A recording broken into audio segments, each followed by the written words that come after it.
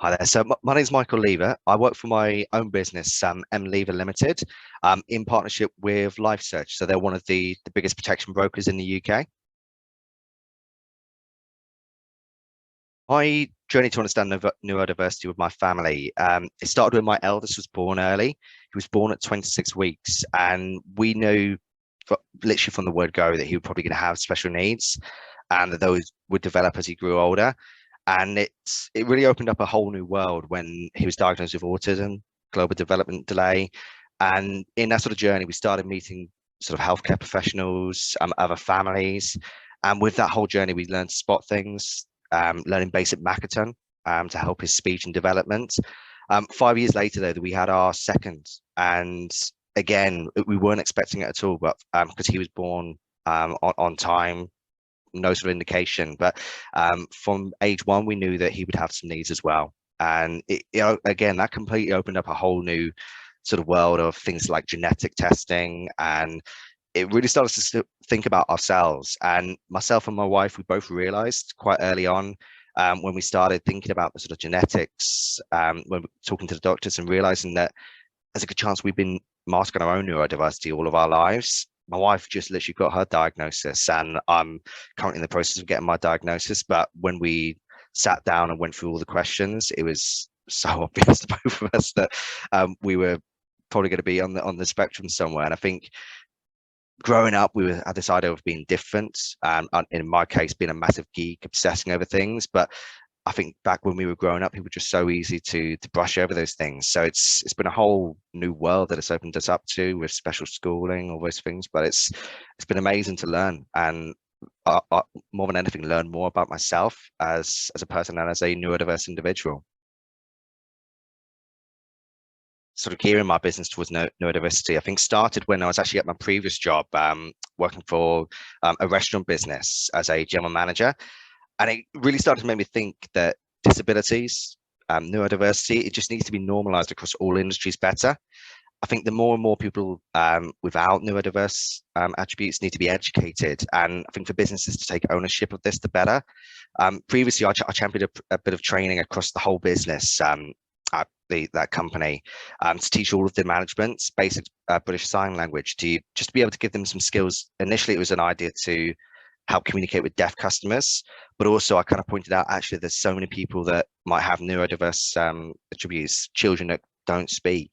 And I know from experience, it's so easy to feel unwelcome in those kind of environments. So I really wanted to champion that wherever I've been. And since returning to protection, I did a recent session of training that really taught us all about different types of communication. And I think it really hit home how, as an industry, the protection industry is quite quick to work in that typical way where people either buy online or they have that stereotypical salesperson that sells something in one call, maybe two if you're lucky, but almost pushes things on people. And I know personally, it just wouldn't work for me. And I know it won't work for so many people within the neurodiverse community that I know I'd want to be spoken to, because there'd be questions that I would have, but I'm the sort that would take things away, do some research on a subject before ever committing. And I know I'd probably be a salesperson's worst nightmare, but it really made me think that as an industry, we need to adapt more to people's needs and understand how people need to access services in a manner that's appropriate. So for me, I'm always making sure that quite early on, I can gauge what sort of communication type is appropriate for my customers. So it's about making sure that we're delivering what we have on offer in the most appropriate way. Also, something that's really, really apparent, I'm coming across more and more families where they have children like mine who they're likely being care all of their lives. And picking up my son from preschool the other day, I saw a dad picking up his middle-aged daughter because they have a disabled club that meets there every day. And he was probably in the 70s or 80s, walking with a stick and picking up his daughter who was probably in her 40s, 50s.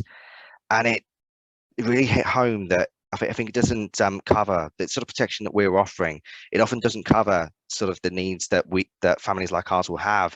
You've got that typical dynamic of a mortgage that needs covering, maybe a bit of cover while your children are growing up, but it's missing a whole different picture that I know that I'll be taking care of. I know my second child, I know that I'll be looking after him for probably all of my life. What happens if I pass away? It's not about what happens while they're young. It's about that ongoing protection that they'll need. So I think as a business, I think, and as an industry, I think there needs to be more education about the type of protection, because there's appropriate things, family income protection benefit, that could cover much longer than the stereotypical covering until your children are 21. But for my little one, I know that he'll need it until I pass away, realistically. So I think it's about making sure that the protection industry makes people aware of the support that's there. And for my business, it's about making sure that I'm putting myself out there as somebody that can help people do things differently.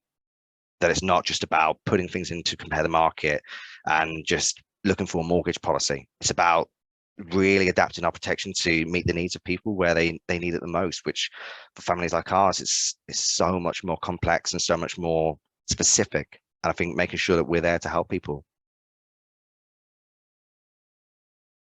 As a neurodivergent individual, I think the sort of skills that I've brought to protection industry and being able to support neurodivergent individuals, I'm not your typical salesperson. And quite frankly, I'm not the best salesperson, and I never will be, but I know what my skills are. So when I realized that I have autism, and it really made me realize things that I brought to business and my working life, all of my life, I find out the small details. I fixate on topics such as business protection, underwriting, product knowledge. Those are my passions. And I think that's what makes me unique in what I do.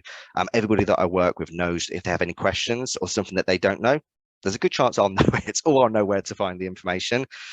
I've always take longer to close a sale in your typical salesperson concept. But in comparison, my clients know that they can trust me because of the time I take with them, and I understand their needs and earn their trust, rather than that quick sale that a lot of salespeople will look for.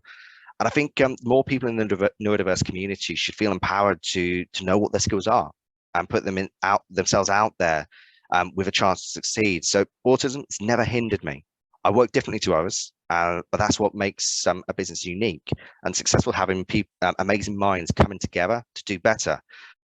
I think the more courage the community has to share through the incredible industry, the more incredible the industry will become, realizing that the people it's got working with these unique skills, unique attributes, they're what makes the protection industry as amazing as it is today. And there's so many people that I've started networking with recently in high places in the protection industry, even CEOs, where you wouldn't really think that your typical CEO would be neurodiverse. I think the more courage people have to give things a go and put their passion and put their amazing skills into practice in the protection industry, I think the more amazing it's going to become, with individuals excelling and being amazing at what they do and bringing that to the industry to make it better.